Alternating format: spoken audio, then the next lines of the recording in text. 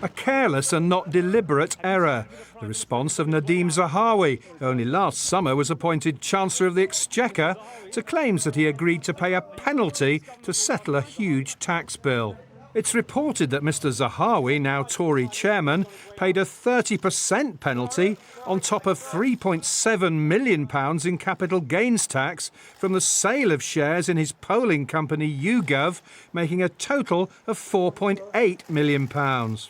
In a statement, Mr Zahawi said his father helped him set up the company and in exchange received shares in the business. Following discussions with HMRC, they agreed that my father was entitled to founder shares in YouGov, though they disagreed about the exact allocation, said Mr Zahawi.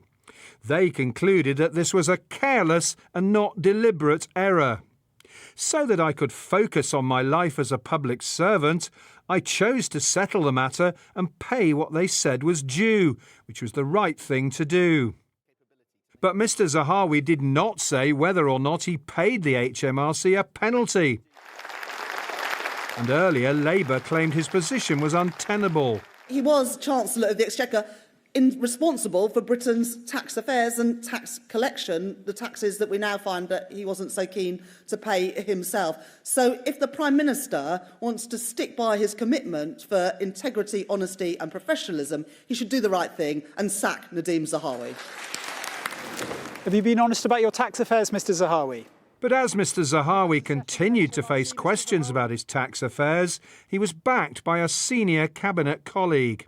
I can't speak for the personal tax affairs of a colleague, but what I would say is that Nadhim has been very clear that he's paid all the tax that he's owed, that he's paid it on time, that there's nothing outstanding due, and I think that's, of course, right and proper. But tax experts say Mr Zahawi should have been more careful.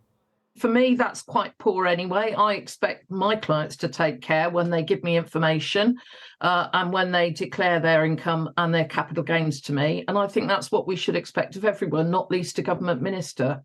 Rishi Sunak is now facing new questions from Labour about what he knew and when about Mr Zahawi settling his tax bill. But at the same time, the Prime Minister is facing more ridicule over his failure to wear a seatbelt while recording a social media video in his car.